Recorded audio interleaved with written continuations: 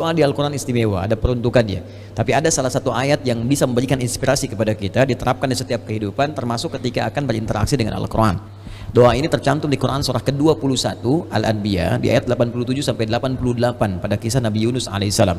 Dari 83 sampai 84 Nabi Ayub alaihissalam, Nabi Zakaria yang kemudian selanjutnya 85 86, 87 88-nya kemudian masuk kepada kisah Nabi Yunus alaihissalam. Wa dhannuni idh dhahaba mughadiba wa dhanna an lan naqdir alaihi fanada fi dhulumati an la ilaha illa anta subhanaka inni kuntu minadh dhalimin.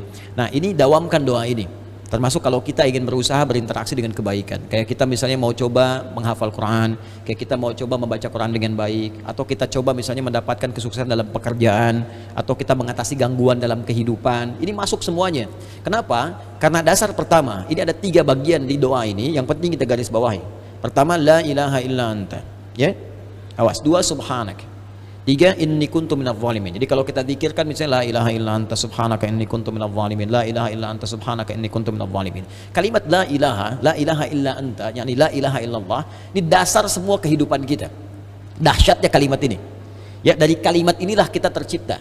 Dari kalimat inilah kita diminta untuk beribadah. Makanya beliau tadi menyitir Quran surah ke-51 Ad-Dhariyat di ayat ke-56. Wa ma khalaqtul jinna wal insa illa liya'budun. Tidaklah aku ciptakan jin dan manusia kalian kecuali untuk menyembah aku. Dan penyembahan pertama itu ditafsirkan kalimat la ilaha illallah. Quran surah Thaha ayat ke-14. Innani anallahu la ilaha illa ana fa'budni. Wa ma khalaqtul jinna wal insa illa liya'budun. Jadi tujuan kita beribadah kepada Allah Subhanahu wa taala untuk la ilaha illallah. Hadirnya kita di sini, hidup di dunia la ilaha illallah. Bahkan orang berjuang jihad fisabilillah sampai wafat karena la ilaha illallah. Bahkan orang kalimat terakhirnya dalam hidup untuk la ilaha illallah. Kalimat akhir hidupnya, man qala la ilaha illallah fi akhir hayatihi dakhala al-jannah. Kalau ada orang bisa mengucapkan la ilaha illallah akhir hidupnya, dijamin oleh Nabi sallallahu alaihi wasallam dengan lisannya masuk surga. Bayangkan, kita hidup untuk la ilaha illallah, berjuang untuk la ilaha illallah. Wafat pun bisa mengucapkan la ilaha illallah. Dijamin semua kebaikan. Jadi ketika kita berdoa menggunakan satu kalimat ini kepada Allah, seakan-akan kita mengatakan, ya Allah, bukankah dengan kalimat ini, bukankah dengan kata ini aku dihidupkan untuk beraktivitas, bukankah dengan kata ini aku diminta beribadah, bukankah dengan kata ini aku diminta untuk berjuang sampai wafat, maka dengan semua keistimewaan di kata ini, ya Allah, mohon kabulkan, aku ingin minta sesuatu. Aku sakit, mohon sembuhkan, ya Allah. Aku dikerjai orang, mohon lindungi, ya Allah. Aku punya kesulitan, mohon mudahkan, ya Allah. Subhanak. Subhanak, kata subhanak itu menafikan semua yang tidak setara dengan sifat-sifat Allah. Ya, contoh orang mengatakan Allah punya anak, makanya turun Quran surah kedua ayat 116. Wa qalu takhadzallahu walada subhana. Tepikan semua yang tidak ada hubungan dengan Allah Subhanahu wa taala.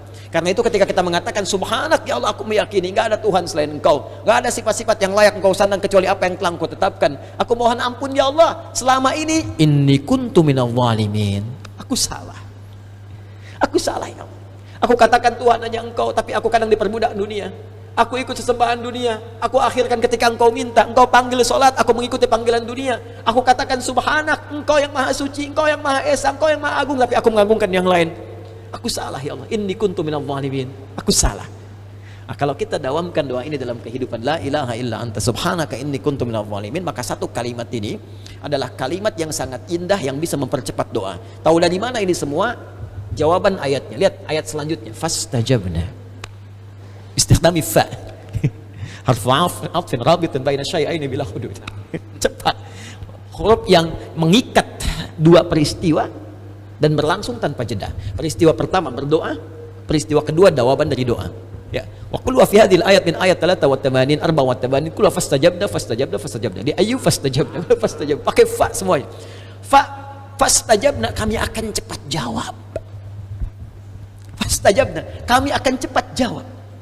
Ya, jadi ketika Yunus alaihissalam memohon kepada Allah, jawaban dari Allah langsung mengatakan, siapa yang mengucapkan man qala la ilaha illa anta subhanaka inni kuntu minadh dhalimin fastajabna. Kami akan jawab, kata Allah Subhanahu wa taala. Ya. Ya, lalu apa yang terjadi kepada Yunus alaihissalam? Fanajainahu minal gham. Ya, kami lepaskan dari kesulitan hidupnya.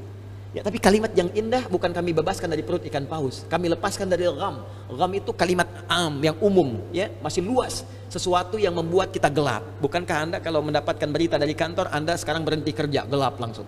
Padahal harinya siang. Bisa kepleset di jalan, gitu kan? Lamaran ditolak langsung gelap, gitu kan? Itu gham namanya. Wa kadzalika nunjil mu'minin. Demikianlah kalau ada orang beriman setelah ini mengamalkan doa yang sama, kata Allah, kami jamin kami akan kabulkan seperti aku mengabulkan doanya Yunus alaihissalam.